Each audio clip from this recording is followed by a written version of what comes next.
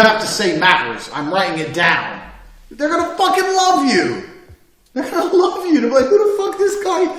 And then they call the fucking jackass salesman in. Hi, where's your sales? Yeah, I've tried. That's how you be liked. Make it clear you listen to people. Most of you don't make it clear you're listening to someone. Make it clear you are listening to them. The notepad and pen example is fantastic with a boss. They fucking love that shit. They're sitting there going, this dude is fucking, this takes his shit seriously. Because a boss hires you to make them money. They're always going to pay you less than they make out of you. Otherwise they wouldn't have a business. So if you're sitting there taking them seriously, you're taking their money seriously. Wouldn't you love it if you had someone who came into your house with a pen and paper and goes, how can I make you more money? Tell me what to do. You'd be like, I fucking like this guy. Who wouldn't? So you have to make it clear you're listening to people. And ask lots of questions all the time. Especially, once again, with the boss, they love to ask questions.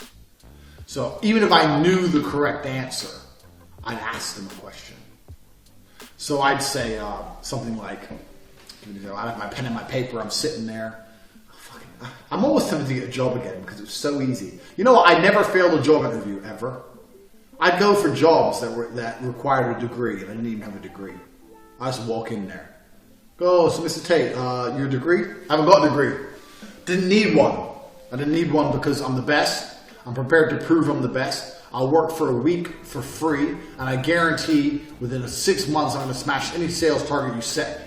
I don't have time to go to university and sit there for 4 years. I'm here to get paid. I'm here to get you rich. I'm here to make me rich. I'm the best there's ever been. Listen, I go, who the fuck is this dude? Well, he's going to work for free, so at least try him out. I never failed a job interview. Ever. Ever, ever. I got every fucking job. Tempted to go back because it was so fun. But I'd sit there with my pen and paper, and I'd ask him questions knowing the answers already. I'd be like, okay, sir, well, I've been trying 2 different types of proposal emails. One of them is getting about 20% more responses than the other, so it's the one I think is the best. But I want to send both to you, so if you have time, I know you're busy, if you could just read them and just confirm that's the process I should be going, that's the path I should be going down. That's the process of the emails I'm going to be sending. He'd be like, okay, yeah, send them across to me. As if he's going to say no, the other one, where it's not as effective. Of course he's going to choose the effective one. If he's a clever cat, which he probably is because he's a CEO, he's going to come back with the odd amendment to try and make it look like he knows something. So come back and go, yeah, that's really good. That's good, Andrew. Try and add this and this, and I think you'll be about there. And I'll pretend I didn't think of that. Good idea. I didn't think of that. I'm going to add it right away. We'll update you shortly. I'll pretend I didn't fucking know and pretend it's important even though it doesn't matter. He'll think he tricked me. Andrew, he's a fucking smart fucker, but I'm still the smartest. I'm the boss. Bam! That's how they like you. Then when you walk in there and go, excuse me, sir, I've been working really, really hard for you and I do my very, very best for this company, this corporation. I respect you absolutely, but I'm unfortunately in a situation where I need to get paid more money. What's it going to be?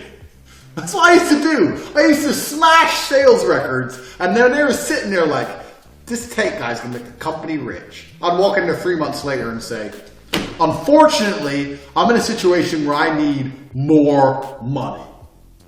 Not, could you please consider, not no. Unfortunately, I'm in a situation where I need more money. And their answer would be, okay, well, we have a quarterly review coming up, and we need to make sure your sales stay on track. They try and delay it. I'd say, okay, I'll wait for the quarterly review, no problem. I'm very, very excited about smashing records. I'm no longer interested in sales targets. I'm interested in beating the company's sales records. I know they're already mine, but I'm going to beat them again. I'd say that. And the reason I'd say all that, knowing that the quarterly review is 2-3 weeks away, is because basically I've said, you better give me a pay rise in that review, or I'm leaving. And the CEO is sitting there and go, fuck, this fucker. I can't let him go. He's the best we got. I have to put his money out. And when the quarterly review comes, say, oh yeah, hi sir, obviously I've been doing fantastic, da da da da. Sometimes I had a couple of them try it. unfortunately, we're not going to increase your pay at this time. I'd say, okay, no problem. I appreciate that. I just want to make it clear with you. I'm going to do my utmost. I'm going to continue doing my job effectively. I believe if I'm going to do something, I'm going to do it properly. But I am in a position where I, unfortunately, do require more money. So I'm going to start looking for another term of employment. I'm going to leave then. Every time I got an email within 2 days, some fucking offer. Even if I didn't need the money, take the money. Who the fuck? Even if it's only a little bit of money, who cares? Take it. Thanks. It's a principle thing. You're gonna fucking reward me, motherfucker. What I deserve. I got a company car that exact same way. I came and I sat down and I said, excuse me, sir, unfortunately I'm in a position where I can no longer use my own personal vehicle.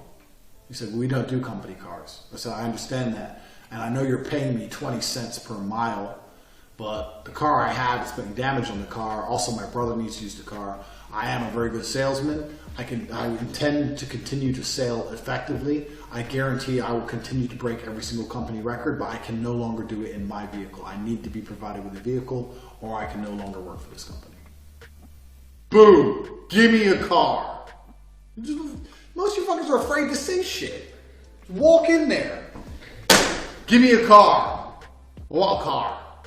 Literally, me and my brother were sitting in our apartment one day. He said, oh, I need the car tomorrow. I was like, I need it. I'm going to go to a meeting. And I thought, oh, fuck this. They can give me a fucking car.